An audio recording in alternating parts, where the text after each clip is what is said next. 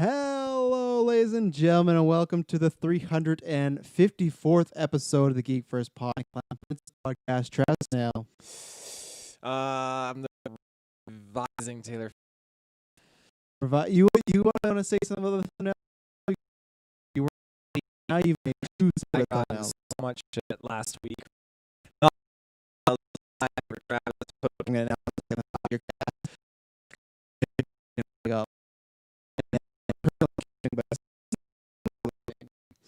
it was raining my way over here, so and is it our weekend? No, tomorrow's supposed to be cloudy. It's supposed to be high like 22 or something on No, you're right. Saturday. It's supposed to snow the weekend. Really? No, it's not. He's just like, what the hell? But yeah, thumbnails. Because of the thumbnails, because we needed them for the stream, and then this time around, Travis is like, okay, I need thumbnails, all this stuff, and he laid it out so I could understand. Or drive, make folders and everything. Gig. It's 3 gigabytes in there. I don't know of what. All the stuff in there, like crap. We're doing them. Yeah, he's like, oh, I didn't do them before. I change anything, but once it goes like on the, because this is what, as we've said before, now we're making our even special sometimes our newscasts and day notice sometimes a little bit before, but even today we hit on time, which was good. So, and everything was figured out. I got my 2 monitors going on, so we'll let you know, so you can come here and watch us record the cast live. So my thing is, I at least need something for that. So if there's any revisions, we can make that after. So in the future, make sure you have a thumbnail for me, but then after, let's get out of the way first. But as usual, but then also is we have these 2 podcasts split, just like last week. We have a movie and TV's game, or movie and TV portion, and then version, so you can check out 355 and listen to it. So, what's going on? Taylor, tell them about. I got the 5-year coming out. Tell us about the voting that has to happen. Yes. Okay. So this cast is dropping tonight or tomorrow morning? It's draw voting, so there'll be time, but they need to vote right away. Yeah. So can we let that voting link in the description too of this episode? It's the very first thing of the that's thing. outstanding. So they have no excuse. Travis is on point tonight, ladies and gentlemen. So yeah, that link. I need you to do a huge favor for Geekverse Podcast. To click that link because we are in the running. It is the last day for Best of Kelowna. We are locally operated in Kelowna, and to get a nice little plaque that says Best Local Podcast, which will go right onto the wall. I'm trying to fix some. We just turned green and purple there, so that's this is week 3 of us doing with the new gear, which is it. I don't understand now with Kirklin. There's some glitches here and there, but with Kirklin, a third person, completely, mostly part fine, but it's fine. I think I figured out already. It's always something, but you're who doing knows? something with your hand. Oh no! Now I'm turning into like now you've gone completely mad. But continue with podcast the award, and then I will look into this. Yeah, so we are running for Best Local Podcast, and it's through Kelowna Now, and we need your vote. It would mean the world to us if you guys could just click that link down below in the description and just drop a vote. It takes 2 seconds. When you click it, you scroll all the way down to the bottom of the page, hit digital, and then it'll prompt you to just select one of the digital nominations. So you can scroll down a little bit more. You'll see like podcast category and Geekverse. Just hit vote now. You have to do it with your Facebook, or you can do it via your email. And we're trying to get as many votes as we can in the last little bit here. And yeah, so please do that. It means the world to us. Thank you. Yeah, and if we don't win it, we're ending the podcast. That's it. If we have not won Best Podcast in Kelowna, then we can't take over the rest of the world. So yeah, first thing in the description, before all the topics, all our Patreon, everything like that is where to go vote. So you have to go vote. If you're listening to this on, what is this, Friday, July 3rd, that Friday, that would be, it's Friday. If you're listening to it right then, go over, vote. It's your last day. And if you do, we thank you very much for voting. We really appreciate that. So yeah, we hope we do that. And the other thing we hope we do is go back to the very last cast that I dropped on here was our Patreon tiers. It's only 4 minutes, which is funny because we have 4 new tiers. They're nice, concise, consent. You can go there. But that's why later on we have a segment where if you join the $15 tier, our Phase 4 tier, every week you can put in a question or a topic. So I have a question to ask you, Taylor, that you don't even know. I've not even prepped you yet. So that's good. What is this question? Is this from you or from someone else? It's from Carl Ritchie. He's our Patreon. Yeah, the 4-tier one. Excited. So, yeah, so I found out he's in Ireland too, so you can ship that out. Yep. Have fun with that one. No, I have stuff to tell you about after that. And then what else is going on? This is, I guess I forgot to mention, this is July 11th. Yes, July 11th, next Saturday, we are doing our 5-year anniversary cast. It's crazy. We've been doing this for half a decade. Yeah, I actually booted up Rocket League the other day, and it said 5-year anniversary on that. I'm like, wow, we're almost the same age pretty much as Rocket League. It's got some tread. That's a way to look at it. But so yeah, we, as usual, we're doing our 5-year or whatever, our anniversary special, where all of us prepare questions for one another, but then you can send them in, whether it's Twitter, Facebook, whether it's the comments as far as YouTube or Twitch, whether it's on Patreon, send them in. We already have a few, so I'm excited to talk about them. But yeah, send them in. We'll be doing that live, but even then you can catch the recording one right after. It should be a good time. I think everyone but Briggs is going to be there. He's like a 50-50. But Kyle's gonna be there? No, unfortunately, he's still in the winter Australia right now. But let me look at my links, because as I'm prepared, I wrote down everything we need. We went over the voting. Boom, boom, boom. I think we have everything. And lastly, I got another thing. I know you got to promote. Lastly, I want to thank the people that have given me some good feedback and kind reviews. Big Barkley Dog gave us a 5-star review for my Last of Us Part 2 review, so it was fantastic. Is Big his first name, or is Barkley his middle name and Dog last name? Or? I think it was Big Barkley Dog. Oh, all one name. Do you know this person? It was no, there's spaces. Oh, okay. Yeah. Anyways, lots of good feedback. But as he did, or she did, or whoever did, please go to Apple Podcasts and give us a 5-star review. We're at 178. We are close. We are 22 away from 200. That's our goal, and that could hopefully hit us to a next milestone. So if you like what we do here, you like the streams, you like the reviews, anything we like, please go give us a review. We're very close. It takes 30 seconds, and you can help us out. I get that all the time. Like, hey, I don't have the funds to do Patreon, whatnot. I'm already reviewed. I'm already subscribed. What else can I do? Right there. 1, go to Twitch, and then 2, give us a review. Taylor, what's the last thing you have to promote? And then we'll get into some movie, TV news. Last thing I got to promote is, I believe, this upcoming week, a week from now. So next Thursday is the episode 3 of Star Wars Alliance. And I am going to be happily joining Katie and Nathan on that show. This is an early prog. This is a week and a half away. Is it a week and a half? That's just a week. No, you're right. Oh, yeah. I'm all over the map. Yeah, so I am more than excited, more than ecstatically excited. And judging from like the Twitter tweets just popping off, it seems like it'll be a pretty juicy episode about Thrawn. You love talking Thrawn, and you finally found some people that understand your language. Yes, yeah, they do. And they appreciate canon too. And I see you like throwing canon shade at them in the chats too. Oh, they haven't responded because they know #canon doesn't matter. Travis is completely They haven't right, responded? So. I haven't been Nope, keeping not tabs. at all. So yeah, big Thrawn episode. And as Taylor just mentioned, go over and check out the Geek Ultimate Alliance Network. 5 days, 6 shows. Maybe there'll be a 7th show coming. Ooh. Stay tuned for sometime in this month. Contracts are a fun thing, but you never know. So Dylan says, where the hell is Kirklin? Dylan, first of all, you should be watching on Twitch to help us with that affiliate sponsorship. And 2, if you missed the opening, Kirklin is camping. He's camping somewhere, I think, because he had the 4th of July weekend off, or Canada Day. Who knows? They got snowed in and he couldn't make it back in time. You know who's not coming back is we're going to... First, we're going to... I can't wait to see where that's segueing to. It's Joss Whedon to the DC universe. So, obviously, it's been like a plethora of things as far as the Snyder could happen, all this stuff, and there's been like this and that. Now you have Michael Keaton coming back, you have the Batman. So now Ray Fisher last week, he tweeted out, I imagine someone remind him because it's Comic-Con time when it usually happens, right? And someone tweeted a video at him where he was at the Comic-Con stage when they're promoting Justice League, and he was saying like, I got full faith in Joss Whedon, I trust him to make a great movie and everything like that. So that was from years ago. And he quoted the tweet, and then he said he completely retracts his statement. So I was somebody that was on the back pedal of like, well, I don't know what he's talking about exactly.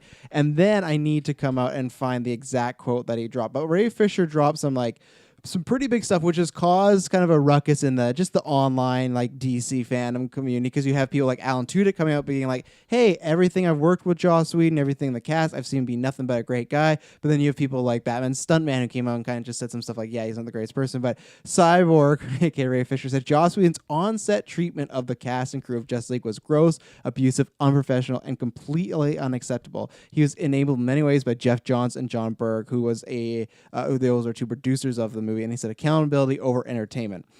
So he said that. Then John Berg, the producer, fired back with, he just didn't want to say booyah, and that's why Ray Fisher was unhappy. And then Joss Whedon put no comment, didn't comment on any of this. So Taylor, you're just catching up on this. I'm filling in, but what do you feel about like how you feel now? Because we're weeks removed from the Snyder Cut and we're going in this motion, but how do you feel now about why do you think he's taking this time to maybe put it forward? Like I said, maybe he was just reminded because it's Comic-Con time, but why do you think he said this? And two, where do you lay in this camp of obviously it's going to be for a while, he said, she said, but there's a guy that's working on a release of Snyder Cut book, and he said there's going to be more stuff. We'll get you that book, Dylan. We'll buy you it. He said, thanks, Dylan. He said, have a fun cast. But he said, and other people have said, like scoopers have said, there's more to come out. And I imagine more will come out in the build up to Justice League, Zack Snyder's version. So what do you think about just this whole situation? Because we see this a lot in like other media as far as like he said, she said sort of situation. And obviously this is as hopefully nothing as bad as like Me Too stuff. It's just saying that he was maybe an asshole, maybe did some bad stuff on set, but we don't know. Where do you fall on all this? Who directed the first Avengers? Joss Whedon. He directed 1 and 2, and then he's done things like Firefly and Serenity. He created the Buffy TV show. How did he treat the cast of Avengers? Well, I imagine good, but you don't know for a fact if it was, because there's always, and this is why I've always avoided talking about this stuff, but it's just because it got so big. There's always been whisperings that maybe ScarJo was a little unhappy, but she's never come out and say anything, right? And it's the same thing, Ray Fisher saying something, but none of the cast and crew are saying anything. But I don't know, like, is that just they will eventually? I don't know. Like, that's what I hate about these he said, she said, but it's just kind of like, it is a big thing to throw out, especially at this time where the Snyder Cut's happening, they're moving along, and then it's like, oh, by the way, from his point of view, and a few others, like people that played Amazons and some stunt people kind of had some choice words to say about Joss Whedon. Choice words. I don't know. Like, I'm always big on like the conspiracy kind of thing when it comes to DC Marvel. I think, maybe he was great for Avengers and Marvel, and then they brought him on to DC, and then Feige's like, okay, do your thing, Joss. And Joss is like, right, you guys are trash actors and all that stuff to the crew of. You've thrown that out before that you thought they like he sabotaged film. I don't. Okay, you may have been right about the James Gunn situation, but I don't think he purposely tried to sabotage the film. I think maybe he didn't care that much about the film as a paycheck, but. I don't know. You can continue with your thoughts here. Yeah, well, I think there's so many conspiracies in the DC world, but I think this time around, maybe it is a little bit more like Joss was just kind of like shafted the job of director and he didn't maybe want to do it. And he just kind of, I don't know, maybe you're trying to like, I think it's probably hard as a director to get a project that has been started by someone else, and then you have to kind of follow this kind of goal. Or it's kind of like, I mean, everyone likes substitute teachers, but it's like, okay, like you are in class. Not these students. No, they didn't like apparently, rumor has it. You're in class, and then your teacher that you love so dearly, something happens and they have to resign or leave or whatever, and you get another teacher that comes in, they do something they should actually, better analogy, so you have this great job and you have the most amazing boss in the world, and then that boss has to step down and leave, and then the guy, like horrible bosses, the boss's son takes over. So you're saying that Joss Whedon was Colin Farrell, which is so funny. That ties it back because the last time me and Taylor did a solo cast, just him and I, we talked about Raw Dog and Fish with Colin Farrell's Penguin. So you're saying Kevin Feige came there, he's doing cocaine, or not Kevin Feige, no, Feige, don't take our funds away. You're saying that Joss Whedon came in there, he's doing cocaine, he just has hookers in the room. He's like, go do your Batman stuff, Ben Affleck, get out of here. Wow, that's quite a claim. That's what you've heard, eh? Yeah, there you go. That's what I've heard.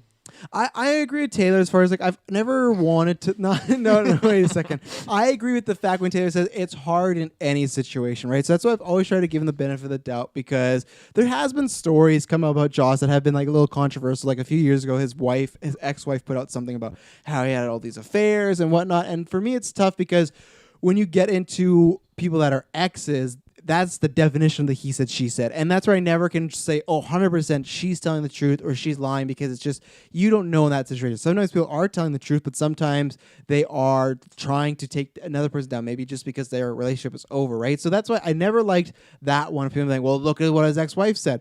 I feel like not most of you, but lots of you would have exes that might say bad things about you, or vice versa, right? So that's where it's like, okay.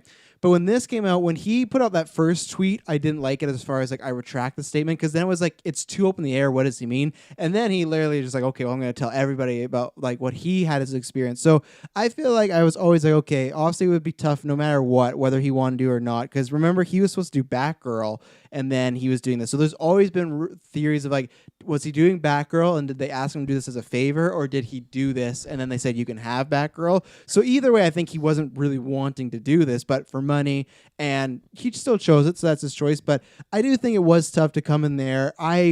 Some people told me before, like, oh, who would come in there and like destroy Zack Snyder's vision? That to me is more the studio. As far as Whedon definitely did some stuff, but I feel like a director offered that money would have taken it and been like, hey, it's an opportunity lifetime to make a lot of money. I could direct Justice League kind of like a movie. And I feel like no matter if it was Joss Whedon, I think Joss put some of the style in there, but no matter who it was going to change up not to be Zack Snyder's vision. We've seen that before. Look at Rogue One, as far as like people love the movie, so it's good, but there's rumors that Gareth Evans, Gareth Edwards. What? Gareth Edwards. Because there's Gareth Evans. I don't know who Gareth Evans is. Really? I always get them confused. But either way, there's rumors that after the reshoots that he kind of like took a backseat and just sat down while Tony Gilroy did all the directing. And Tony Gilroy's now doing the Cassian Andor show. So I feel like there is times where it can end up something better. Obviously, Justice League, that didn't happen. So people are kind of like mad. And lots of people do dislike Joss. If he was acting this way, it's quite unfortunate. And the thing is, I was going to ask you, and I think it's an obvious answer, but if more stuff comes out, we talked about before there was these rumors of him directing F4. Do you think he goes anywhere near, or I guess the reverse, does MCU go anywhere near a Joss Whedon, or do they kind of feel it as, because I feel if a lot of people start talking about cast and they start saying he was really bad, I feel like even if they like working with him, they just wouldn't want to even risk publicity of it, but what do you think about that? I think if one little itty bitty tweet surfaces, Disney's hightailing for the hills. Hashtag delete the tweets. Yeah. It won't be his tweets though, because I don't think he tweets out much. He'll just be like, I think he knows what to do then. It'll be other people's tweets of saying this happened, this happened, this happened. Why? Can I ask you? There's a thing in the world as far as innocent until proven guilty, right? Why, if you are in a situation, let's say all the Geekverse, for some reason, he's Colin Farrell from Horror Boss. He's a terrible person. He has that slick back hair. But if you know in your heart and in your opinion you didn't do those things, why, when asked for a quote, like, okay, these people at Geekverse say you were this type of person, what do you say? Why would you say no comment? That's my thing of like, for him, I always try to give people the benefit of the doubt. So that's why I was never trying to be that mob that would attack Joss Whedon, like, he did everything. He ruined Zack Snyder's movie. There's a lot of pieces in that puzzle. But if you were throwing some accusations, and there's just a few tweets, but still you're asked for a comment, say no comment, why would you say that unless you feel like there's more going to come out and you can't dispute it? I don't get that. I don't get why you wouldn't even come and say like, hey, this is not... He's probably got like the lawyers feeding him what to say. You know? But I mean, if someone were to say that, like, Taylor, you're doing whatever and we don't like it, we got to we were saying Taylor, his on-set treatment of the podcasters and crew was gross, abusive, unprofessional, and completely unacceptable. And then you tweeted out, and he didn't tweet out no comment. Press went to him and he put it out to the press, but still, and you just said no comment. If the press came to me or like they said all that mumbo jumbo, I'd legit be like, well, no comment. I don't have to explain myself to you guys. First of all, I don't trust the press, and the press loves. But no, Ray Fisher tweeted, and then the press went to him and said, "Do you have a response to his tweet?" And he said, "No comment." Or his I don't team know. said no comment. I feel like a lot of that stuff, it doesn't need to necessarily be blown up by the media. The media likes to get into the nitty gritty and be like, "Oh, they did this." I don't know if that's blown up though. They're just asking him. They're saying, "Yeah, but hey, they want to respond. Get the scoops for the fans and get the riots scoops. going." I think Joss is. Maybe he's going to call up, Ray Fisher? Maybe he'll call up Ray and be like, I said no comment to them, but I got a comment for you. So, yeah. Avengers 5? Yeah. So I don't know. So do you think in the future we will see Joss put something out, whether it's a tweet or whether it's something? Because I feel him saying no comment. The only way would have to be he'd have to put out something to be like, hey, I didn't mean. This is the route he has to take. Is he can't admit to maybe being an asshole, but do the whole I didn't mean to do it. I maybe was in a bad place, something like that. Because I feel like him saying no comment. Any other time, if we have an actor cast in something and they say, look at Rosario Dawson, when she says no comment, everyone's like, well, she's playing Ahsoka.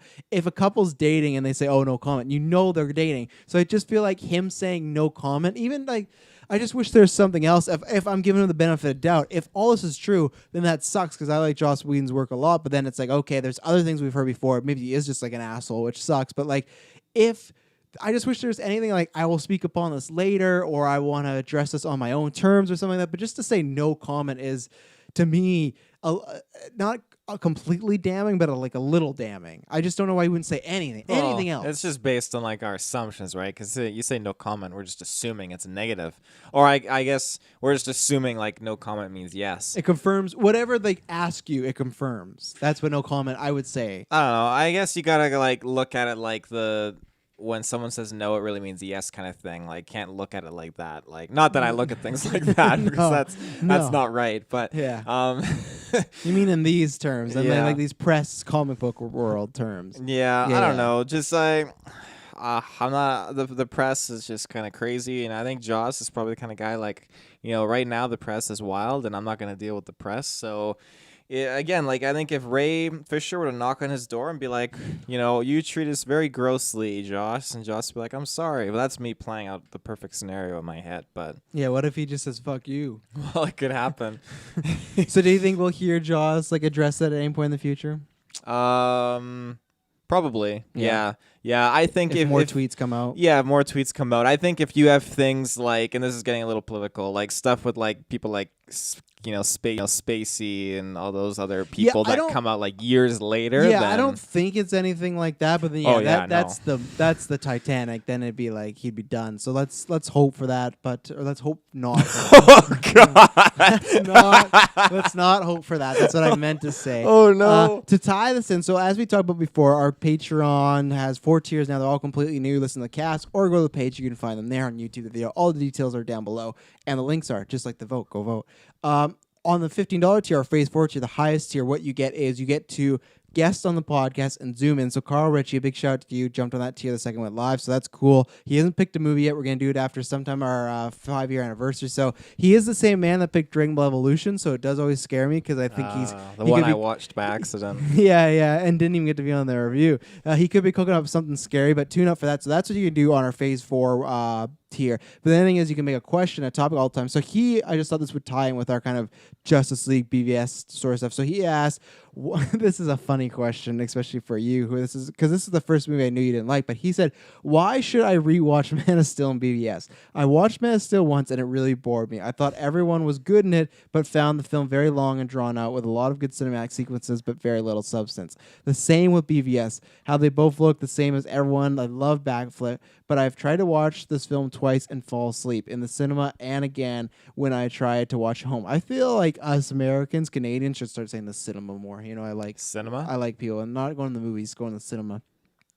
People shit on Justice League and it's not great, but I find it easier to watch than those two. So please give me an answer to change my mind. So first of all, I never try to like change anyone's mind. I try to be like, okay, this is my perspective. I'm gonna let you go first, Taylor. As far as you're somebody, you like BVS, but you own Man of Steel. But clarify, how do you feel on Man of Steel?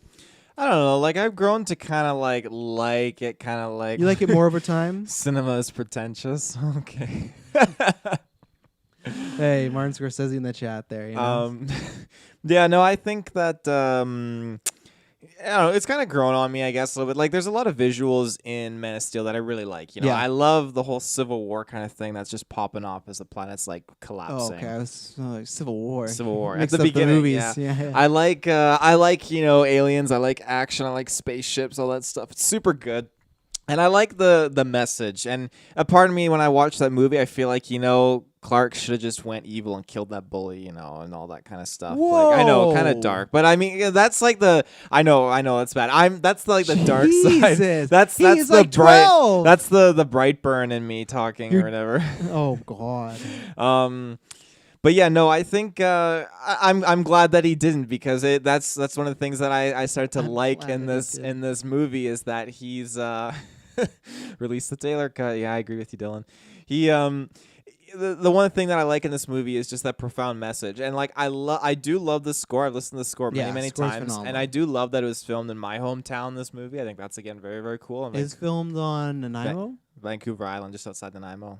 Wow. Between Nanaimo, Ladysmith. I didn't know that. Is that a fact? It was filmed there. Yep, the part in the movie where he the whole movie, or a part in the movie? Part where he's in the bar and the trucker's truck goes onto the thing. Yeah, that was done there. Super cool. Hate that part. Oh, really? Yeah. Shit. But yeah, it's overall, like, I won't say like I despise the movie or anything anymore, like hate it or whatever. I just remember at the time, like, I was kind of like, I had higher hopes, because after seeing like The Dark Knight, and then they were like, oh, from the produced by Christopher Nolan. Actually, because I rewatched Man of Steel whenever Justice League Zack Snyder's was announced, I watched it like a few days after. I forgot that he has a story credit on the movie, Christopher Nolan. He didn't write it, but he's like was in the room or gave some pitches at least. So I always forget that he is credited as a story writer on that. So. And then, so what is, and like you said before, you like Man of Steel or BVS. So what is your pitches for, like, do you have a reason why he should rewatch it? Obviously, I imagine he's asked this because, like, Snyder Cut's coming, all this stuff. So maybe he's trying to think, like, okay, I want to get back into this world, get like a little excited. What do you feel about that question? In terms of like that rewatch it, does that go for just BVS or Man of Steel? I think he asked about both, so I imagine both, because he said he fell asleep in the cinema, #the cinema, and stuff like that. Which I have that in common with Man of Steel. I fell asleep during Man of Steel my very first time watching. I'm sure Greg and Nathan, who it's like their 1 and 2 favorite movies, DC Alliance, Star Wars Alliance. I'm sure they hate me every time I say that, but yeah, it was a boring movie at times. Well, Carl, so when you look at Man of Steel, it's a movie that you got to kind of sit back, don't fall asleep, but take it as kind of like like look at it as kind of like this journey of a man who doesn't know anything about himself or anything like that, and he's just trying to discover who he is. And if you find like one day you wake up and you have all these powers, you could do stuff, like why you need to kind of protect yourself and hide that from the world, and kind of realize like understand like the world isn't ready for so many things out there, and the press isn't either. Yeah, the press isn't either. The press is definitely not.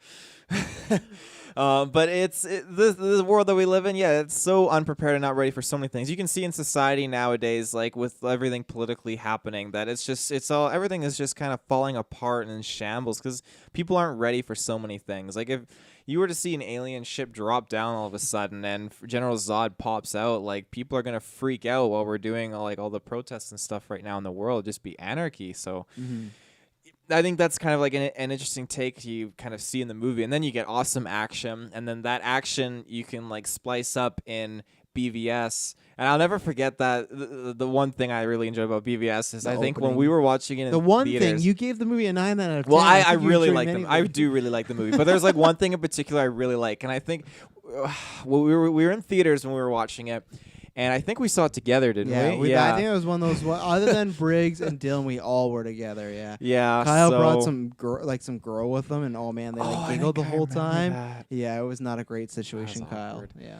But there's one moment where Travis did more than giggle. It was when Superman was holding General Zod and it was flying through the buildings, and Bruce Wayne was like looking at them. I just remember Travis laughing in the theater, and that was funny, actually. It was a good laugh because it was that moment of I love, and so this is what I'll take over as far as like, do you need to rewatch? I'd say if you want to be in this like Snyder Cut or like whatever when that comes out to be a little caught up, then yeah, you probably should. As far as like a having to rewatch, you don't have to. If you don't like a movie, you can just move along. I've done that many times. I've done that with Man of Steel. I have liked Man of Steel more every time I've watched it, but it's always by like percentages. It's never big leaps and bounds. I would say if you don't agree with some of the choices or whatnot, I'd say there's that show Gotham. I didn't enjoy Gotham till I've read comic book for years, but it didn't click in with me as far as there's comic books where it's like, here's the main story and then here's Elseworlds thing. With Gotham, I was like, this is not how the villains happen. This is not how Batman happens. But then when someone just told me, what are you laughing about? I can see you watching the show. That's not how Joker happens. That's how I quit. And the same thing with Batman. I'll get in that too. Is like far as great movie score for BVS, Travis Hines, who hosts DC Alliance, and that's Carl as well. If you're listening to this, listen to DC Alliance because those two, him and Greg, love these movies. They talk about them, and we're always like intrigued to talk to each other because he has great points why he loves it. I have great points why I don't love it, but the score is phenomenal. And the thing is, where with Gotham, someone told me watch it like it's an Elseworlds. I watched it. Gotham's still not the greatest show, but I watched it and I was like, okay, I'm kind of enjoying this. I did that last time with Man of Steel, and I was enjoying it a bit more. I have some problems with Man of Steel, but I would say as far as rewatching it, maybe try that. Try with an Elseworlds story ideal. Same thing with Batman and BVS. But I'm the same way. I'm in a different mindset. When BVS came out, I wasn't the my Batman doesn't kill so that's where I was wrong. I would say Batman doesn't kill. I go, my Batman doesn't kill. I prefer my Batman perfect adaptation is the Batman animated series where I go, okay, he does everything to save people. To me, Batman is Luke Skywalker in Return of the Jedi, where he is beamed out Darth Vader and he can tap on the dark side and he's so close to killing him, but when he comes that moment, he stops and he steps back. That's my Batman. Where, of course, in The Dark Knight, of course, in Keaton's Batman, he kills people. But for me, those are like manslaughter. Or like when Batman in Dark Knight Rises like mows over a vehicle. That's because, okay, I have 30 seconds where this bomb's going to go off. I give him the benefit of the doubt. Where in BVS, I feel like there's sometimes where it's just like he's just lazily killing people. And I know people say that's part of the story. I feel it is, but they don't do it the greatest. So that's why I would say watch it with maybe a different perspective. Because Carl, I don't know what you don't like in these movies, so I would say try that. If you had problems falling asleep, I would say like watch it midday, get some nachos, get some sugar, keep you up. And you said why you like Justice League more. I think Justice League, and I think some general audience may like Justice League more because either if you don't like the tone of those other movies, or just I think Justice League is like, and you can talk about this next, Taylor, is like, I think Justice League has much more of a like turn your brain off sort of just it's an action superhero movie. There's not much substance. It's not talking about the ideology of Superman and Batman. Dylan says don't watch it, Carl. Watch The Big Lebowski. So there you go. So you could do that. But I think Justice League is much more. It is that, I can't say so good it's bad, but it's that put on the phone, put on the TV movie, and you can go on your phone and enjoy it. Why? Because you like Justice League. I'm so surprised because this thing, you can go back, everybody. Now everybody. I remember when Justice League came out, the Snyder Cut thing happened, but lots of DC people were like, I still love Justice League. It's our DC. I was like, no.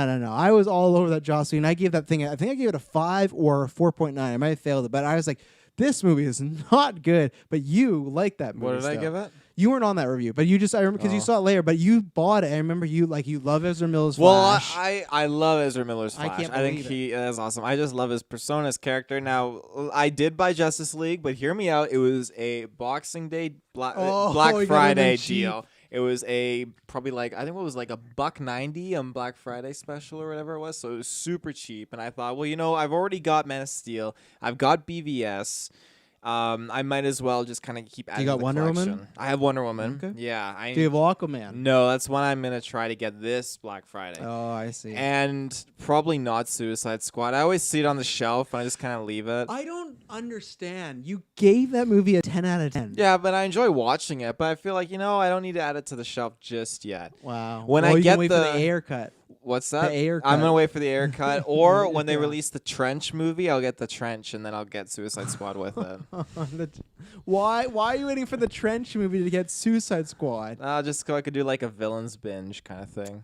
Fair enough. So I hope we answer your question, Carl. As we said, every time there's a newscast, hit us out with a question, or anyone else in the Phase 4 tier, we'll talk about it. My last little piece of Batman/DC news today is these are rumors like C tier, but they're out there. So there's a rumor going around that if Michael Keaton, and everyone said it's very likely he will be in Flashpoint, but if he's not in Flashpoint, many fans were disappointed. That's why you might have seen Batflick trending, is because Ben Affleck is not the backup plan. Christian Bale is the backup plan to be bringing the Flashpoint and be this Batman. What do you think about that, Taylor, as far as Christian Bale possibly come back? And two, do you think it would be, like, what's your percentage of, like, you think this would actually happen? Like Christian Bale being Batman again? I think... there might be like a high percentage and a high chance. And, I think there could be. Like, all in all, I would love to see all these Batmen kind of like go parallel in different universes. But ultimately, I think that if they're going to tap into Batman, that they should leave Christian Bale's Batman out. I think that his trilogy is unique and one cohesive story altogether, and it's just so unique that it doesn't have to connect to having all these other characters. Because if you look at it like having some form of relation to BVS or that Flash or whatever, that means in Christian Bale's timeline, you have Atlanteans, you have Aquaman, you have a form of Flash, you have all those different variations. And I don't want that. I like that because I feel like, okay, if I had $1 billion trillion, then I could be him in the movie. You know, I just got to go away to some Shangri-La place and just turn into a ninja and League of Shadows. Meet Liam Neeson. Like, it's just easy peasy lemon squeezy. And I just think that easy peasy. I just think that it's just got that realistic aesthetic, and I like that. Same reason like with Iron Man. Like in the first Iron Man, you all feel like if you had a lot of money that you could be that guy. And you're really smart. You have to be really smart. Yeah. So that's what I like about those movies, and that's what I like about the Dark Knight trilogy. And I don't want that realism to be doused by crazy comics superhero stuff that you know we like in other movies like Avengers and Marvel and that kind of sorts. Yeah, because that's the thing with Michael Keaton. Even though his world is like, I guess, realistic, there's still like times where penguins are walking on rockets on their back. So I could see time travel and stuff in his universe.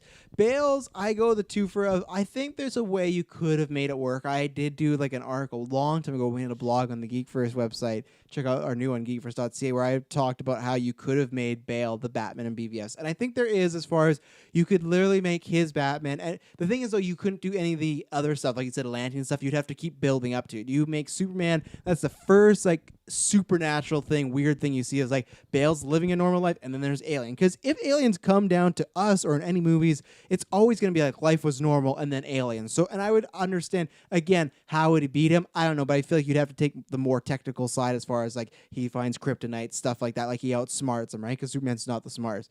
But I agree as far as, like, his world just, it wouldn't, Michael Keaton and Ezra Miller interacting, I can see. I don't see I do not see Bale and Ezra Miller's guy interacting. No. From a performance standpoint, but just even in that world, and even then, so okay, so with Keaton, it makes sense as far as, okay, he's been retired for, they're saying, 30 years, and he's maybe a Batman Beyond now, whatever the deal is, he's old Bruce Wayne, that's a mentor.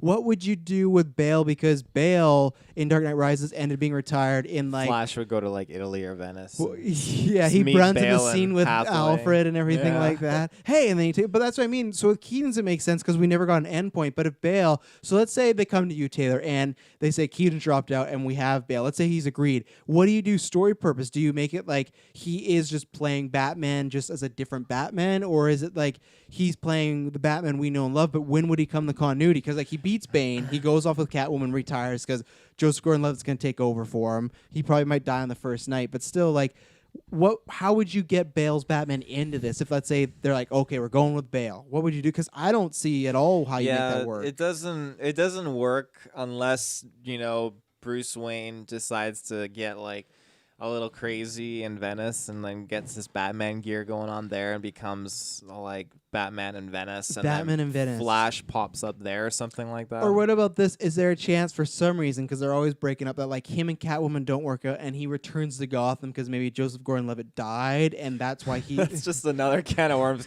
we don't need. That's them, like, you know, when you have, like, something like a perfect, like...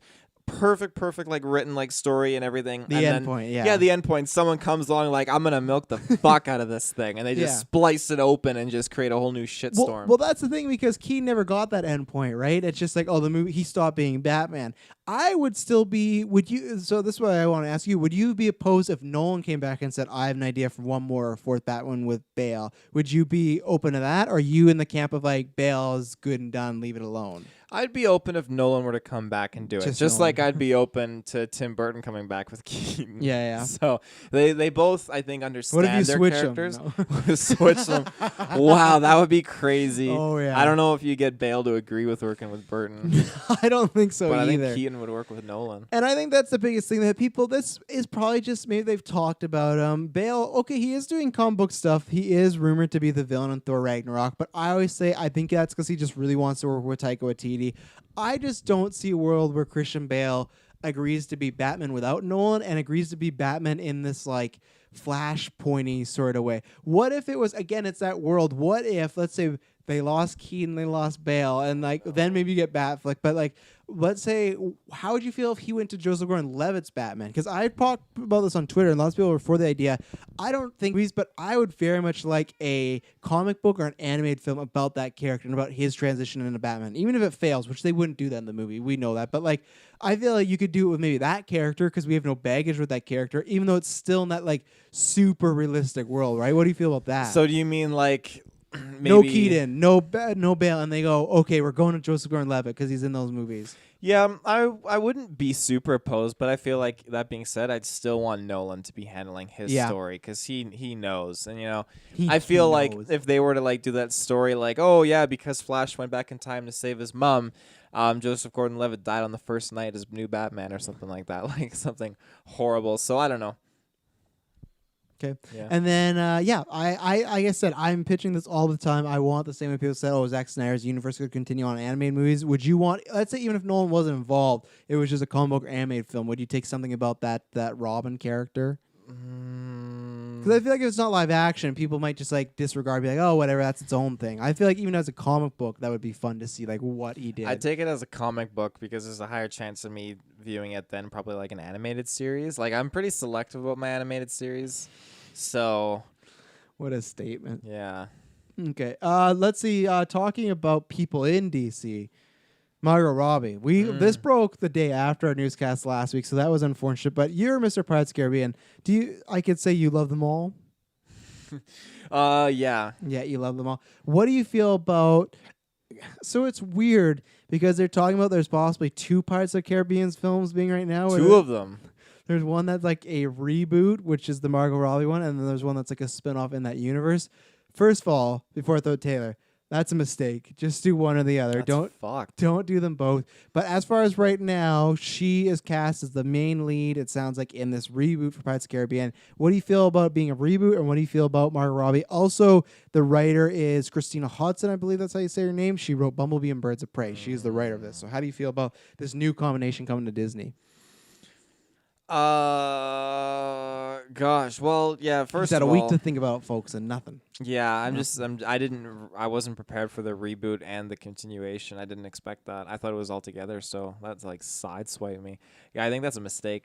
I think that Margot Robbie is pretty cool, and I think she's an awesome actress. But again, when you have these films, and I'm going to point directly at Ghostbusters, that I don't want them to make these movies to just join on the hype train of like the political kind of trend going on right now. I want them to, if they've made the decision based on, okay, we pick these actors and actresses and we have a great story to unveil, then that's all I want. I don't want them to pick them just simply because they want to make like a very powerful feminine message in a movie, because movies it's not that I hate it, it's just save that for documentaries. That's a documentary thing.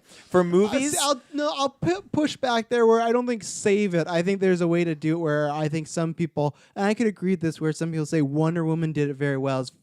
That's what I said. Yeah. The good writing and the good characters. Some people feel that Captain Marvel maybe didn't do it the greatest. I was a bit on the nose. I don't feel that way for the most of Captain Marvel. I think there's some points where it does feel like, okay, it is a bit like, I'm a woman, I'm powerful. There's that argument about Endgame, right? I think lots of people love that scene where all the women get together, but then lots of people go, oh, it's pandering. I don't think it's pandering because there's a fucking random shot in the Avengers when they're just doing a circle. They're all together. Like, it happens all the time. It's just because there's females there. But I know what you're saying. I just don't want you to say anything that you don't mean. Well, no, I never felt that way towards Captain Marvel. Yeah. I just didn't like how she's nuking planets all of a sudden. That's what tipped me over the edge. But like when you have these characters, like I like Margot Robbie. I think she's like amazing as Harley Quinn and all that. And you like that writer too? You like Birds of Prey and you like Bumblebee? Yeah, I do. But I just think that as long as the writers have created a very cohesive and an awesome storyline that just works with the character that Margot Robbie is going to be playing, doesn't feel cheesy or just plastered on like it's like they're trying to just blatantly send this message that's all that like super feminine. Like I get it. And I understand that they want to do that in movies nowadays, 100%. But I'm always going to be advocating, like, when I'm watching old movies with Madison, I'm always looking at her like, why are people complaining about, not having enough awesome females and characters when you got, like, Sigourney Weaver as Ripley? You got Mary Poppins, leading the charge with the kids, Could you get higher than 10 on that 10? list? Ellen Brody in Jaws 4, I'd say she was pretty badass. Okay. Oh, yeah. Okay. Ram Jaws with the sailboat. Jaws 4 is a little much. I think that's the problem, though, is because you could list off hundreds. Sarah Connor in T2. Yeah, okay, so you're up to 3. And those are all from the 80s. Mm-hmm. Like that's Mary Poppins is earlier. Sound of Music? No. 100%. No, you've never seen Sound of Music. She saved her family with the nuns. You've never seen Sound of Music. I've seen Sound of Music. That to me is very different as far as that's not a action-y type of superhero role. I think in the way they go, there is a time where females were looked upon. They can't lead these big genre franchises. Sound of Music is not a franchise builder. There was a time before Wonder Woman where people thought, oh, they can't. The reason why, if you look at Black Widow, why we're getting this movie now, is because one of the guys that was partnered with Feige, he's no longer there as far as Ike Perlmutter. I think he is, but he's not in control. It's like a weird situation. But he said he didn't want a Black Panther movie or a Black Widow movie. I imagine Black Panther, this wasn't said, but I imagine because he probably thought a black lead couldn't open a film. But he said that about Black Widow, why we don't need to sell toys or anything like that, because there's not money in a female hero and stuff like that. But yeah, I get that they're businessmen. At the end of the day, they're going to look at it from a business standpoint. Yeah, but he was wrong because Wonder Woman was huge. Captain Marvel's $1 billion movie. I think Black Widow's going to be it's going to be a hit. It's tough in these COVID times, right? Nothing's going to be like a massive hit because, like, if we're going to be having to do this 50% theater, nothing's going to get those movie like the way it did before. But female franchises have been picking up more, so I think that's the idea of it's kind of playing catch up because there was like 30 years where it's like, okay, you guys get one every 5 years, and then if it bombs, we're gonna point the finger and be like, look, female films don't work. But that's again where I blame them, like these idiots that are like, oh, okay, we'll let you have your chance at the female film like Ghostbusters and do like the first like sequel after like years and years and years, and then they give them like shitty. I don't want to say shitty writers, but they created a shitty. Yeah, they create a shitty story. What was written was shitty. Yeah, like they create a shitty story with shitty jokes, and they make these like great female actresses look bad playing these parts, and that's unfortunate. Because I really wanted to like that movie Ghostbusters, and I love the aesthetic, and I feel like if given the chance, it could have been done well. But that's what I'm hoping, for Margot Robbie in this role is that, okay, like the writers are coming to bat. It's Pirates of the Caribbean. I think Margot Robbie is crazy and like wacky as Harley Quinn, that she could ease. Yeah, I had to finish that. That she could ease right into the role of like a Jack Sparrow equivalent or something. Is she gonna play a Jack Sparrow equivalent? Because we've talked about this. So like, I'm excited for this now. Because when we talked about this months ago, remember there was rumors of Karen Gillan, and that's why I think you mixed those up with the Batgirl. No, Google it right now. You'll see Karen Gillan Batgirl. Okay, I'll look it up. Not right now. I'm in the middle of the podcast. Maybe when you're talking. So there's those rumors, remember, of it was going to be, they weren't sure if it was like a spin-off in the universe or whatnot. But I still expressed my displeasure in the property because I just went, I don't know what else there is to go along with. But for me, as far as Margot Robbie, one of my favorite actresses in the world, one of the best actresses in the world, so that piqued my interest, where I like Karen Gillan a lot, but I don't think she's on that stage. I think Margot Robbie is at least a bigger name, too. We talked about that before with Karen Gillan. She's someone you could build upon, but Margot Robbie, everyone knows her. Christina Hodson, she made the only Transformers film that I really enjoy. I love Birds of Prey. I think that's DCU's best film. So I'm excited because they've added the talent. I don't know what more you could do in that thing. I don't think you make her play a Jack Sparrow-like character. I think you got to make it completely different. Like an Elizabeth Swann? That's not completely different because then she's just playing Elizabeth Swann. No, but I mean like a prim, proper kind of like role like they did back in the day. No, because I feel like if she's a pirate, she can't be prim and proper. And that's why I don't know what their take is. I'd have to hear more about this character and what it is. Because I think now I'm at least excited. I love the Pirates franchises 1 to 3. The rest are a little, but I'm excited because of the talent now. But I still have that question of like, what do you tackle next in this universe? And I don't have an idea. Yeah, that's the tricky thing because the Pirates movies, especially like back then, for us 90s kids, like the TV shows we watched were like out of control. And even then, like you go back to like early 2000s, mid 2000s, the movies that we got as kids, like Pirates of the Caribbean is a kids movie and it has some very dark tones to it. And even Pirates too, the guy's face is suctioned off from the tentacles of the Kraken. Like very like bold stuff that would not be in like kids stuff today. So when you get like a new Pirates movie, is it going to be like super, super like toned up or whatever? Like in Pirates 3, the guy's so frozen, he breaks his toe off his foot. Like, they're not going to do any of that now, I feel like. And that's what's, I feel like that's shitty. I go back and forth because there's stuff in Endgame, like when Thanos got his head cut off, I was caught off guard. Yeah, but that's CGI'd though, right? Yeah, like, that is the difference of like but then you could have them fighting CGI monsters and do that. I would only have faith that they would do good if Disney were to release a new Alien vs. Predator movie, rated R. Then I would feel like, okay, Disney can handle, you know, the deep, dirty, dark stuff. I'm shaking my head right now for the listeners. Yeah, I don't think they're going to do that. Speaking of, do you have anything to add on this Pirates? No, there's your segue. Speaking of, Marvel, they announced today, is creating Alien and Predator comics. I don't have much to add on this other than I'm interested to see where it's going to lead because I feel, even if you look at Marvel movies and stuff, when they start to rebrand a character or put her and him in a lot of things, like that's been my theory with Elsa Bloodstone, that she's all over the place, and there's been rumors about her coming in the MCU. Kids is screaming in the background. So my thing is, the fact that they're doing Predator and Alien comics shows that to me. I'm not saying in the next 2 years you're going to announce a film, but don't do that. Don't give me hope. Well, yeah, I think there's more movement on this than we think, and if these sell well, I don't know, and this is what I think will be a good temperature check, because if they do these comics, you would imagine if they're very violent, that would tell us that they're like, we're gonna know what type we're gonna know what take they want to do once we see these comic books. Wouldn't you agree?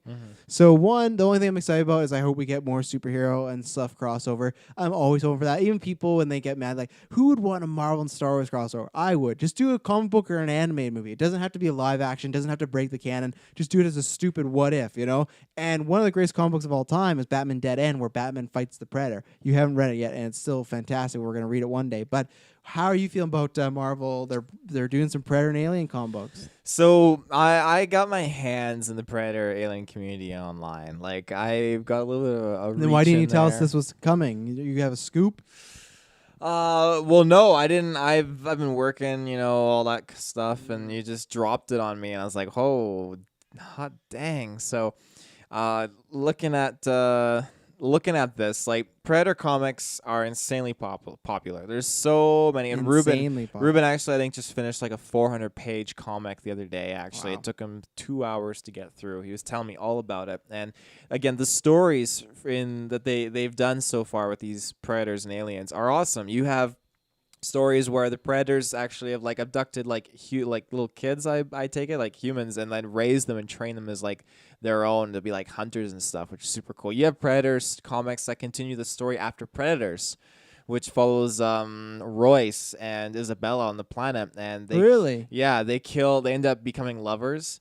And no shit. They kill other Predators, and then the Predators actually, they keep them there just so that they can learn from Royce, and they actually drop off his own Predator gear customized for like human usage, and they throw a forearm Predator at him to fight, and he manages to kill that too or whatever. So like, there's so many cool stories that they dive into, and again with the aliens, a lot of cool alien stories. I have one alien comic book that my cousin got me years ago for my birthday.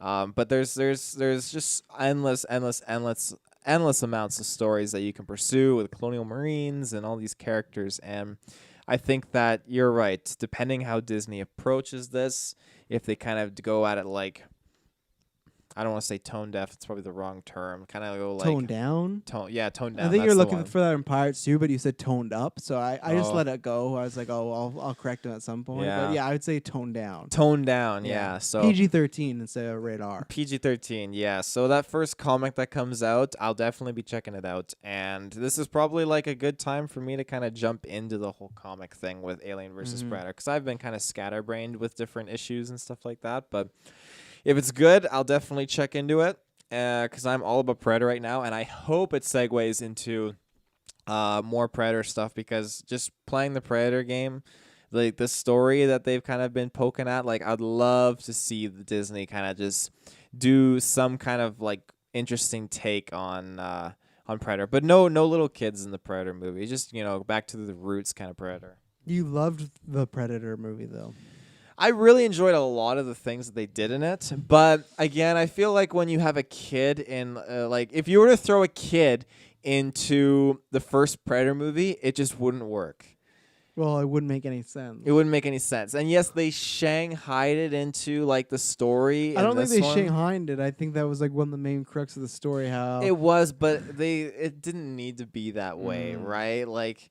I mean, right. you throw a kid into any of these like horror movies, it's tricky unless you do something like it's tricky. Aliens was done super well, and that's how another Predator movie should be done if it is to incorporate kids. It doesn't need to end with the kid leading the charge in a science lab playing with his toys. No, that's a little far fetched. So fuck that movie. Hate that movie. What was I gonna say? So first of all, you remember when for a year you talked about how you're gonna play the Predator game, and now you own and play all the time. Yeah. 2, if you would pick any crossover between the Predator and Alien with another Marvel character, or even if you want stars, who would it be?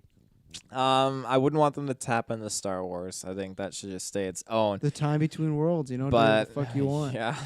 I think there's definitely opportunity here to have.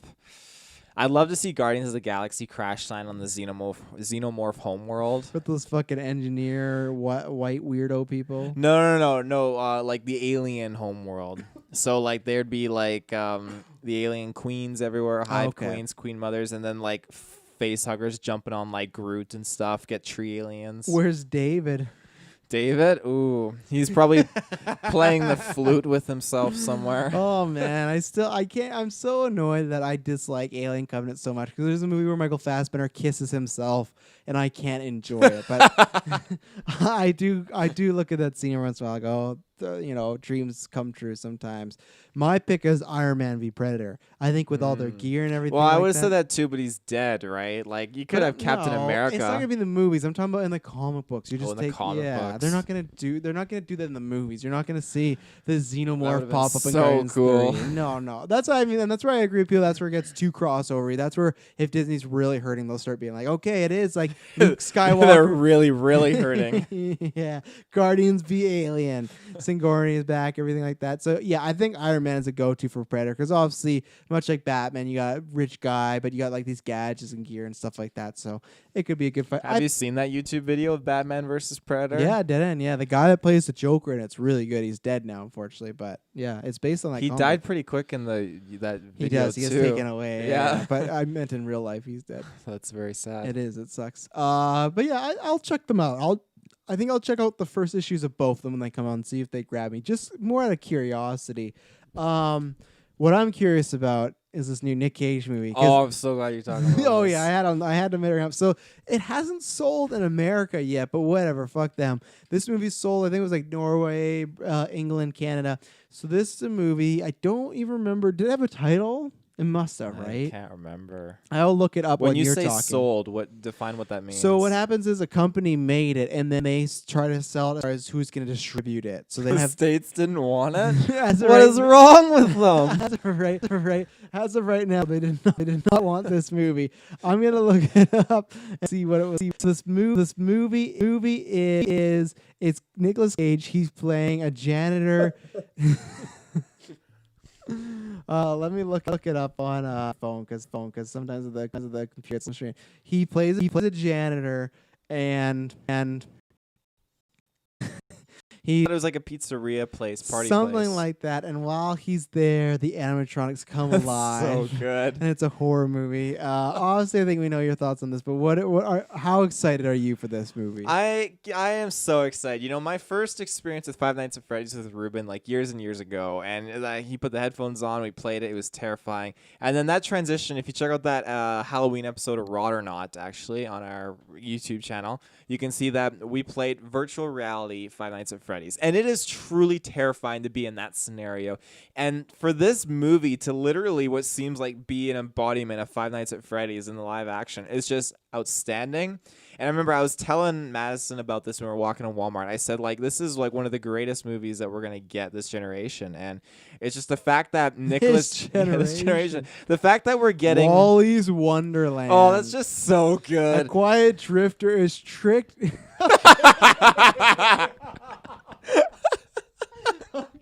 Okay. Wait a second here. Listen to the synopsis. A quiet drifter is tricked into a janitorial job. How are you tricked into a job? I imagine the plots and stuff. I imagine it's like he goes, applies for a job. They say, oh, yeah, we got a job for you here. And then it's like the janitor job. I get it, like the way he's tricked into a job. Okay. He's tricked into a job at now condemned Wally's Wonderland. Why do they need a janitor? The mundane tasks suddenly become an all-out fight for survival against a wave after wave of demonic animatronics. Fist flies, kicks land, titans clash, and only one side will make it out alive. Oh my god. Oh my god. This movie just sounds like it's full of Nick Cage improvs. 100%. They know what type of movie they're making. They knew they made it and they knew we got to get Nick Cage. I'm so excited for this. This is a day one review for us. I've always been excited. Like we reviewed Mom and Dad day one. We did The Trust like recently, which was I thought didn't we do another? Oh right, Colorado Space. Get me out of that.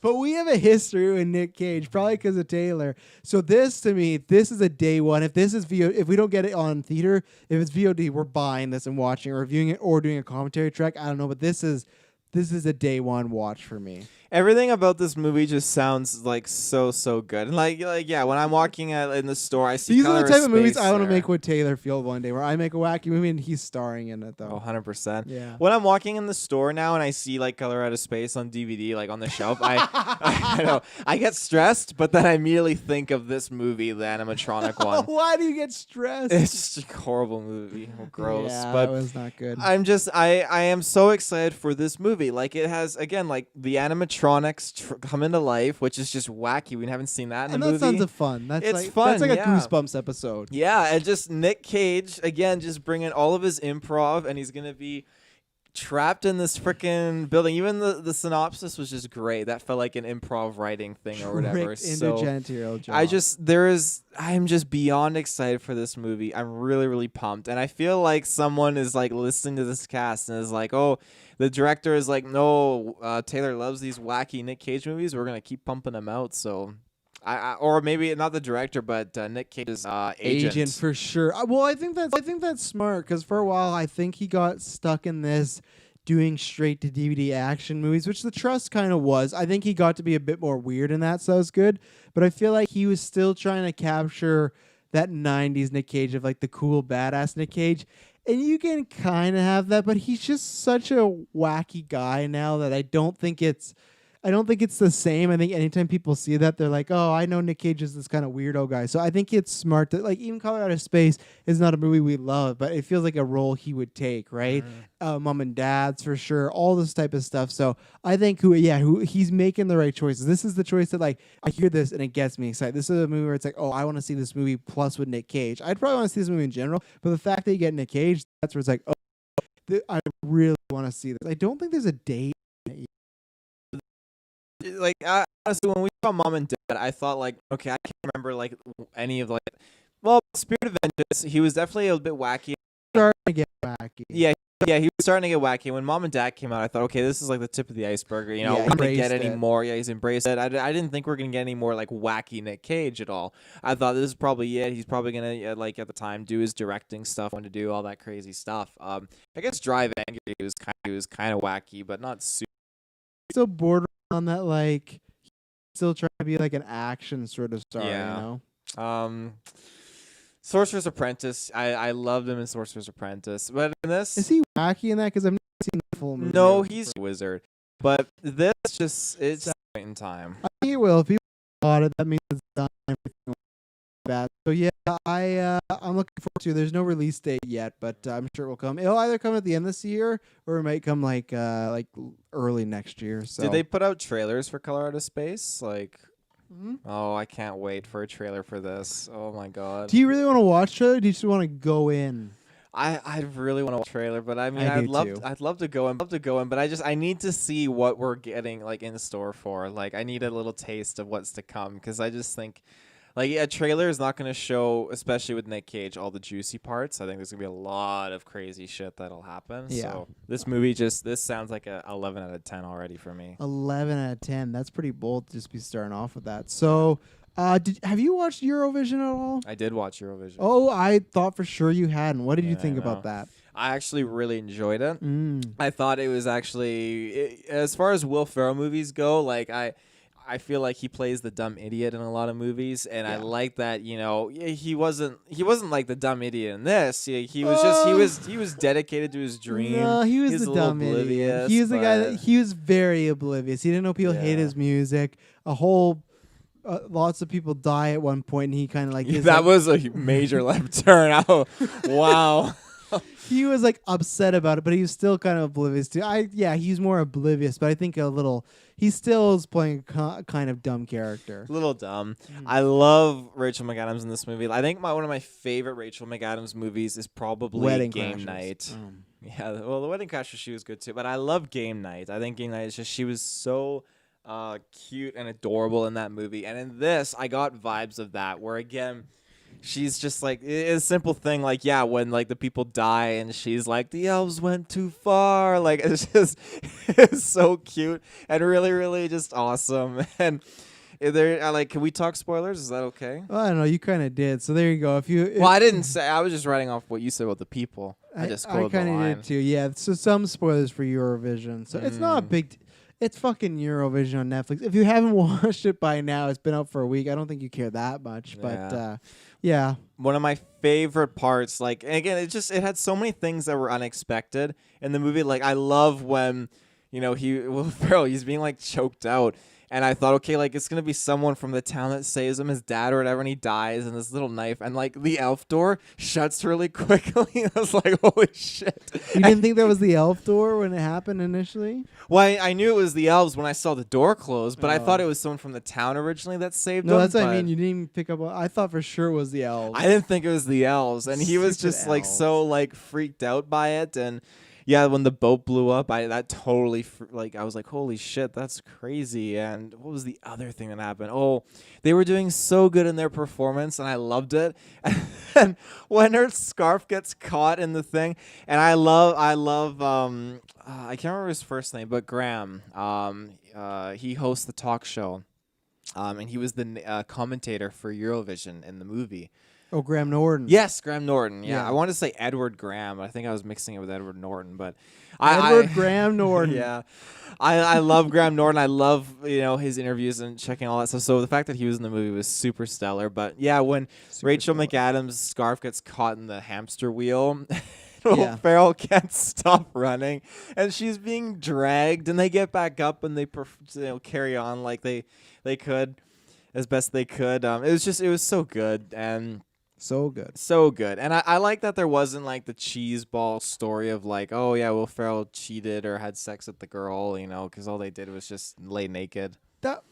I guess they lay naked, but he's still laying there with the girl. They still did that storyline without doing that storyline. Yeah, I guess so. Yeah, I liked it enough. I think if I looked at Will Ferrell movies of most recent history, I liked it more. I think I got some laughs out of it, where other Will Ferrell movies recently I've not gotten any laughs. You and me still watch that skiing movie. Remember, we saw that trailer. It looked awful. Oh, yeah, I'm not excited for that. That's out already, remember? It was like, we didn't even know that. I watched that movie, The House, which I just remember now that I'd watched it. It's him and Amy Poehler. I don't remember a single thing from it. I don't remember anything, but I did watch it because Jason Mantzoukas is in it.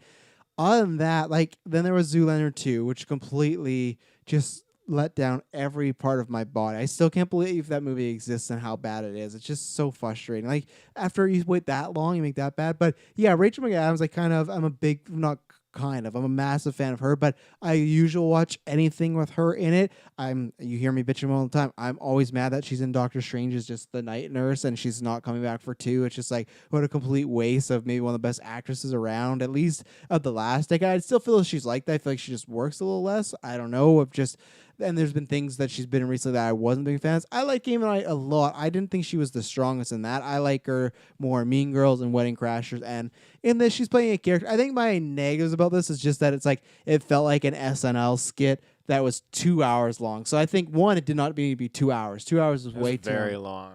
I like Pierce Brosnan was the dad. That was fun. So there were some fun moments. I love. What did you feel about the Russian singer Dan Stevens? He was kind of fun. I like when Rachel McAdams was like, "Are you gay?" He's like, "No, never. Not single Russian man gay. Never happened." So that, if you believe it or not, that is my pick for the Joker. That's who I want to be the next Joker. Okay. So he is. I don't think you ever watched it, but do you remember that show? It's Ended Now Legion, that X-Men show where it's about Professor Xavier's son. It was on for only like 3 or 4 years, but it's like, yeah, so he plays Xavier's son, and his son is like super massive powerful, but he's so powerful he can't control it.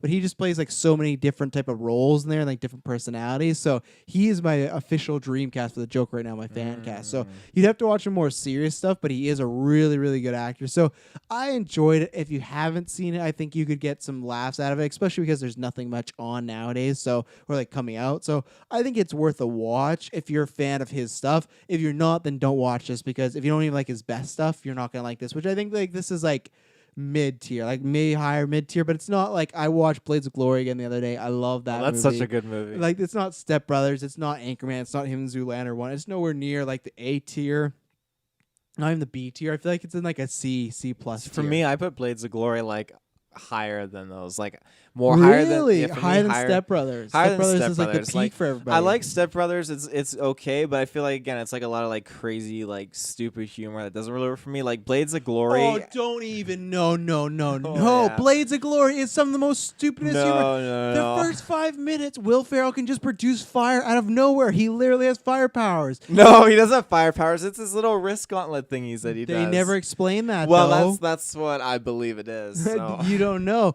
and that's the thing where that movie is so stupid, because then you have Will Arnett and Amy Poehler playing the brother and sister who love each other, and they're so dumb. Like there's that moment where Will Arnett's chasing after Will Ferrell. He takes this woman as a hostage, and Will Ferrell's like, "Don't make me kill her." It's my favorite line in the movie, but that's so dumb because like you don't need to kill him over this. That is just as dumb, if not dumber, than Step Brothers in a good way. Not a chance. 100%. Plus, I can't remember his name, but I love that Napoleon Dynamite's in the movie. John Heder. Yeah, I like him in that because I'm not actually a big fan of Napoleon Dynamite. Really? I like it. I don't dislike it. I just didn't love it as much as everyone else when it came out. So you would say Blades of Glory is not dumb humor. I wouldn't say it's as dumb as like Step Brothers' dumb humor. Really? Yeah. I think Yeah. I'm going to be making a Twitter and Facebook poll in the next here we 24 go. hours. Because I feel like that's dumber humor than Step Brothers. I don't think so. Even like they fly away at the end of Blades of Glory. They have the grease and they fly out of the stadium into the sky. Step Brothers So at least good. is based in reality. Step Brothers is these two guys that haven't matured that grow up together and they're just man-child. Blades of Glory, like the Lotus Maximus, everything like it's wild. It's a weird. It's movie. wild, but wild doesn't make it dumb. All right, we're gonna settle this, and we're gonna get the I would fans put input. like semi-pro way below because I'm not like a huge. No, semi-pro I don't like fan. semi-pro that much. No, I think Yeah. I've liked it more than I've watched it. So Blades of Glory is your favorite one? Well, out of that bunch, yeah, like I'm a big Elf fan. I really like Elf. I really like. Yeah. I like Elf a lot, but I wouldn't put it over those ones because it's a bit more family. I would put Elf over those. If ones. I'm talking non-starring roles, like Will Ferrell just in a movie, obviously Wedding Crashers and Zoolander are up there. Wedding Crashers and Zoolander are my two favorite comedies, so that's up there. The other one is Old School. How do you feel about Old School? Gosh, it's been a long time since Sure, I've seen rewatch that. That one's really good. But as far as like him starring, Blades of Glory and Step Brothers are pretty tight. I think Step Brothers is a better movie, but Blades of Glory is just so stupid and it has It's so so many good. like quotable lines. Again, for Taylor, not stupid, but yeah, I liked him in Land of the Lost, but again, that was like didn't do it for me. that was like Talladega Nights tier for me, which again, I'm not like super big on Talladega Nights. I do love Talladega Nights. Not as much as the other ones, but I love that one. Yeah. Yeah. So where is this then in your Will Ferrell? Obviously, I guess we recommend it to the extent. If I were to rate it, honestly, I would give it like a 6 out of 10. So it's not that high. I feel like I liked it enough, but I don't think it's as good as those other ones where I'll go back and rewatch it. Like, do you feel? I feel like I'd rewatch it. Not just scenes. You feel like you're gonna rewatch this movie start to I finish? feel like I can rewatch this start to finish. I really do. Wow. I think it's definitely reached that like trifecta mark of like Elf, Blades of Glory, and then Eurovision. Like what? those are movies like I'd rewatch, and this is another one I'd rewatch.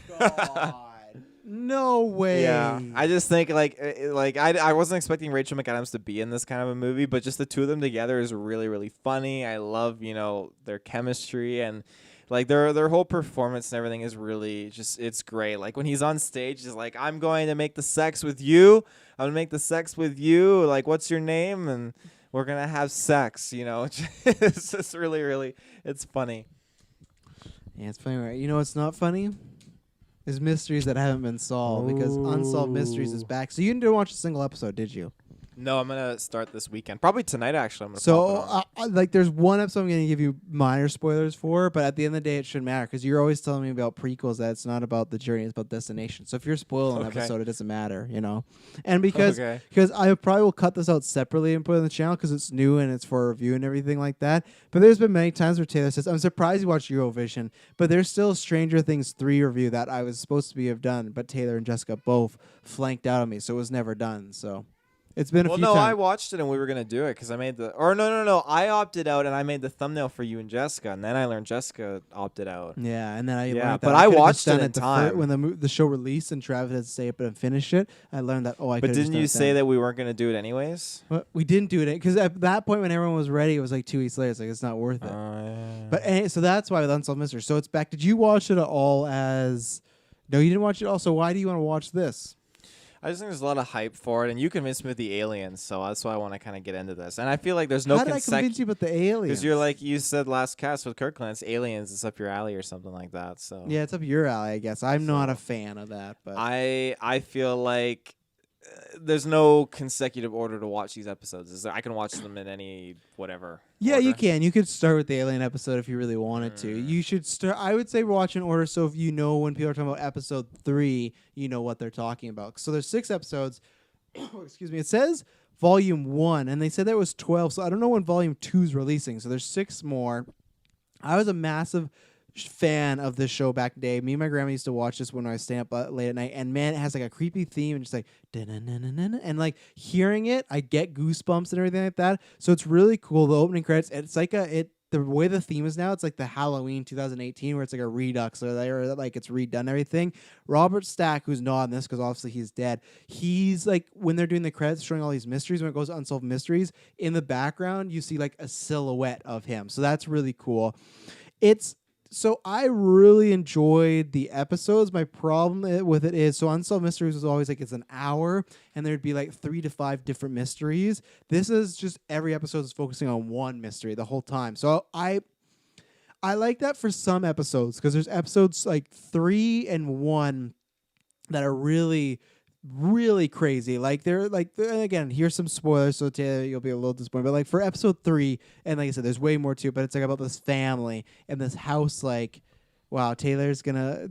I thought you didn't care. It's about the destination of the journey. I don't want to know because I'm excited to watch this show. Wow. So I'll just say that there's like a very. Stop plugging your ears. I'll stop talking. I didn't think you stop. I can't hear you. Unplug them. So when he does, no, I won't. I didn't think you actually cared because I don't. I swear, I do. I swear you better watch him this weekend because if you don't, and I could have told the viewers about this. But anyways, like episode 3 and episode 1 are stories that I feel that warrant being a full hour. But then there's other episodes where I think could have easily been 20 minutes, and you do another block. So episode 3 is super fucked up and super creepy, and it's like.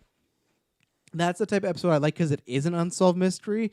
Where there's some episodes where it's just because Unsolved Mysteries was always like it would tell you the story and then it would end with the hotline. And legitimately, they found lots of people and crimes from the show.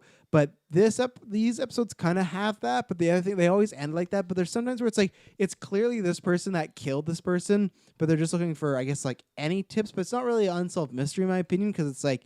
Well, we know who did it. We just don't have any evidence on them. I guess sometimes you could say unsolved mystery is like sometimes the body's missing, but like for like the episodes, and these are just like these aren't spoilers. These are just what they're about. The first episode is about a guy who like rushed out of his house, and when they find him, he's dead on top of a building. They don't know why, and it's super crazy with theories. The second one. Oh, God, why am I forgetting the second one? The second one I think was my least favorite. I can't remember it. See, so there you go, and I just watched these. Oh, my goodness. What was the second one? Crazy. The third one, all in French, by the way. So heads up. Do you know French? Yep. Really? You're going to be able to understand this whole episode without subtitles? If they're talking insanely fast like French people do, then it'll be tricky. So that one's in three, all in that, and that one's the crazy episode. That one's super dark. Episode 4 is about a hate crime. That one I was I liked it, but then near the end it got better because at the beginning it just felt very cookie cutter. It's like, oh well, this is again we're trying to find out who did it, and that episode actually falls in that category of we have lots of theories and we don't know who did it, so we need some tips. So that one I agree with. It was just like it felt like it didn't need to be near an hour, but near the end it gets really weird. Episode 5, that's the aliens episode. I like it. I'm kind of over alien stuff because I'm just at the point where they just need to come and appear now in like our lives, because what more can you say about like you interview a bunch of weird people and it's 10 people being like, I saw it, and I'm not saying they didn't see it, but it's just like I feel like most of these alien things they talk about how they're like getting taken, blah, blah. I feel like they're all very similar stories, so I didn't feel like that needed to be an hour. And it must be real then. I'm not saying it's not real. I'm just saying of like it's never entertaining because it's the same story. And like my favorite is like it ends with like if you have any links or tips, it's just like what the fuck tips are people gonna send in about these aliens? So it's like whatever. You've seen one too. And then 6 is just like a super depressing one. That's one of those where it's like it's clear who this person is, but oh no, number 2. Oh, number 2 is a creepy one, right? It's about a kid's mom who goes disappearing, and there's some. They interview a bunch of people. You'll know. There's clearly everyone knows who the killer is in this situation because the person's innocent out of jail. But man, he's fucking weird. But yeah, it's back. So I liked it. I just think they sometimes maybe use the name Unsolved Mysteries and just want to do a show kind of in the vein of it, but not really like it. And that's what I think it hadn't enough, but it just felt more like it's a documentary show and maybe people wouldn't watch as much if it didn't have the name. So I like it. I wish we just had the, and if you got Amazon Prime, right? If you watch the show and you're hooked, go on there. They have all 9 seasons of Amazon Prime and it's fantastic. And those are like quick little snippets. And plus now, because we're so much in the future, you can go look up and there'll be updates on these cases. There's a whole Unsolved Mysteries Wikipedia, and it'll tell you if they're updated or not. That's cool. Yeah, so I recommend it if you loved it as a kid. I think that's the thing where the episodes are actually gripping. I just think it's not completely Unsolved Mysteries, but I think the actual episodes are good. And there's some like, especially episode 3, man, it is a dark, weird tale. So you better watch them. I'm excited to hear your opinion. So yeah, I would say go check out. Taylor, you have anything else to add before we end this episode? No, I don't think I got any other. Oh, I got one thing. So I saw these news articles drop that Sam Neill's going to have a large role in Jurassic World Dominion. It's not going to be a little cameo. It's going to be a long whole movie. One of the articles said he'll be in the whole movie. He said that. He said that him, Laura Dern, and Jeff Goldblum have substantial roles. Oh, he said that. Yeah, he said that. Yeah. This is why reading's your friend. Just the same way Taylor didn't know the poll for the best of the podcast closes July 3rd. Yeah. He called me out. He screenshot the Facebook post. Travis, what are you talking about? Does it end tomorrow? And then me and Jessica just dunk on him. Boom! Yeah, I got double smacked. Oof, that was wild. Oh, boy. So, let's see. As always, if you want, you can go check out the other episode. We're about to do a gaming episode right now. Taylor, we already gave our link, so we can get out of here. Anything to say before we're done? Hasta la vista.